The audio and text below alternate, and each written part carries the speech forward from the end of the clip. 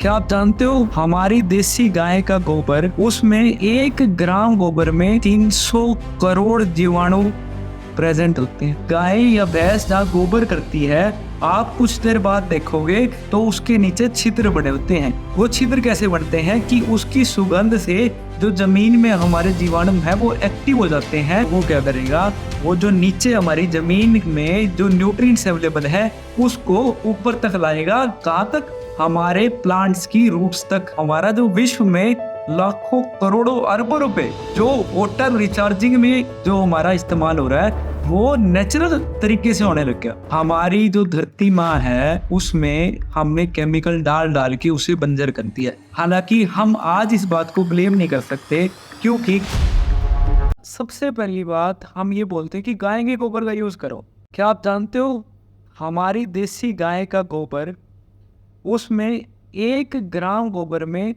300 करोड़ जीवाणु प्रेजेंट होते हैं। 1 ग्राम गोबर में 300 करोड़। पर उसको हम जब खेत में डालते हैं तो उसके कुछ तरीके होते हैं जो हमने और भी वीडियोस में बता रखे हैं कि हम उसको खेत में कैसे डालें जिससे उसका मैक्सिमम यूटिलाइजेशन हमारी जो ज़मीन है, हमारी जो मिट्टी है वो ले सके।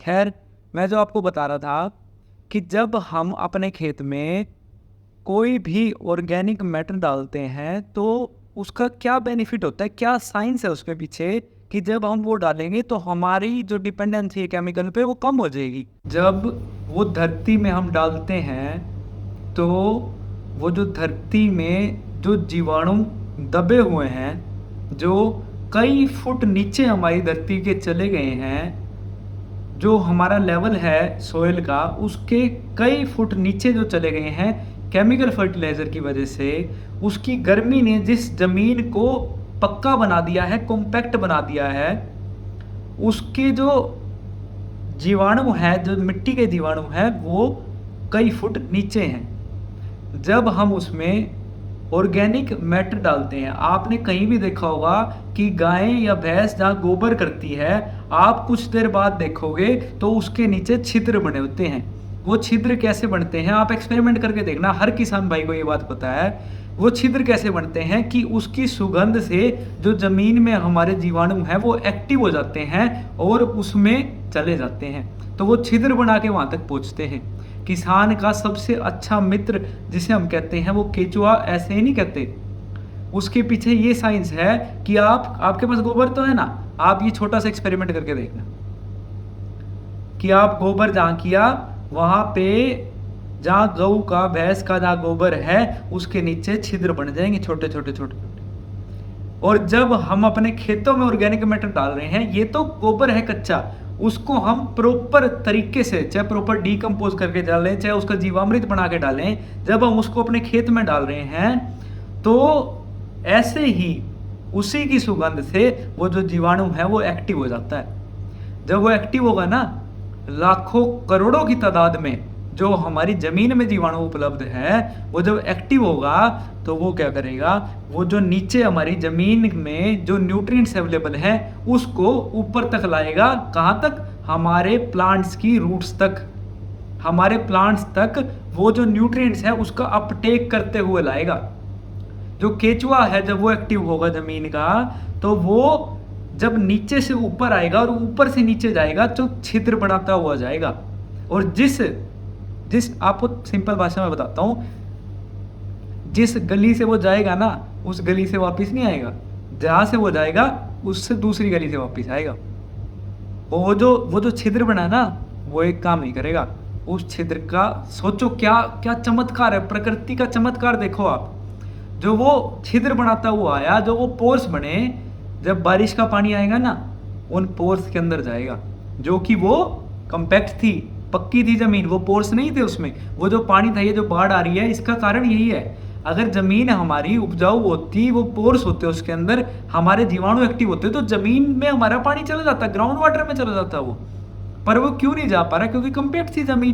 पर जब हमने ऑर्गेनिक मैटर डाला तो एक्टिव हो गया और वो जो पोर्स जो बन गए, जब वो पोर्स बने, जो वो बारिश का पानी आया तो वो धरती में समा गया। जब वो धरती में गया तो उसमें जो हमारी सरकारों का, जो हमारा जो विश्व में लाखों करोड़ों अरबों रुपए जो वाटर रिचार्जिंग में जो हमारा इस्तेमाल हो रहा है, वो नेचुरल तरीके से होने लग गया।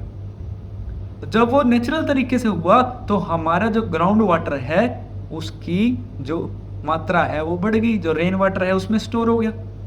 वो कब काम आएगा? जब नेचर का कोई डिजास्टर होगा, जब ड्रोट आएगा, तब वो पौधे को जो है पानी, नमी प्रोवाइड करेगा, उसमें ऑक्सीजन का संचार होगा। जब हमारी मिट्टी में ऑक्सीजन का संचार होगा तो उसकी फर्टिलिटी इंप्रूव होगी, और जब वो छिद्र बढ़ेंगे छोटे छोटे जीवाणुओं के द्वारा, तो उससे हमारी मिट्टी जो है मुलायम होगी, बुरबुरी होगी।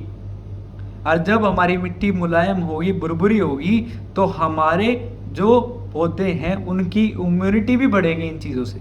जब उसकी इम्यूनिटी बढ़ेगी तो उसमें जो रोग हैं, जो कीट हैं, वो कंपैरेटिवली कम लगेंगी। उसकी जो ग्रोथ है वो कंपैरेटिवली हमेशा से ज़्यादा होगी, क्योंकि जब हम अंदर से मजबूत होते हैं तो हमें कोई भी बीमारी नहीं लगती। हमारी जो धरती माँ है उसमें हमने केमिकल डाल डाल के उसे बंजर कर दिया है। हालांकि हम आज इस बात को ब्लेम नहीं कर सकते, क्योंकि केमिकल ने हमारा बहुत हद तक साथ दिया है।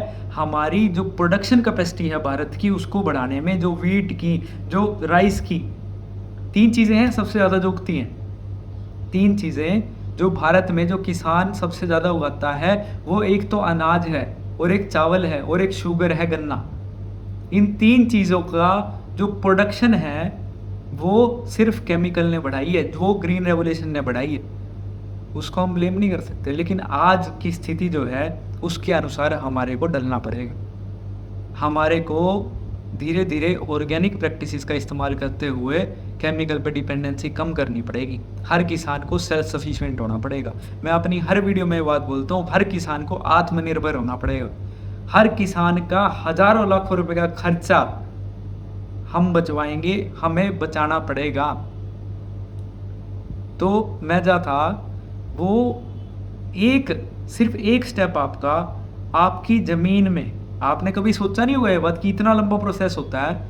आपका एक छोटा सा स्टेप अपने खेतों में सिर्फ सोयल स्ट्रक्चर इंप्रूव करने के लिए, सिर्फ वाटर रिचार्जिंग के लिए, सिर्फ केचुओ एक्टिव करने के लिए, सिर्फ जीवाणु एक्टिव करने के लिए नहीं, आपकी जो इकोनॉमिक जो खर्चा है, इकोनॉमिक जो साइड है, जो हमारा खर्चा हो रहा है इतना केमिकल्स पे, उसको भी घटाने के लिए। क्योंकि जब हमारी ज़मीन अंदर से मजबूत होगी ना, तो इसमें बीमारियां भी कम लगेगी। तो इस सारे प्रोसेस का एक ही तरीका है कि हमारी ज़मीन में जब कार्बन बढ़ता है, हमारी ज़मीन की जब उर्वरा शक्ति बढ़ती है, तो उसमें हमको केमिकल फर्टिलाइज़र कम डालना पड़ता है। इस वीडियो को जितना हो सकता है शेयर कीजिए, ताकि हमारा किसान, हमारा भारत का हर किसान जागरूक हो। जय हिंद।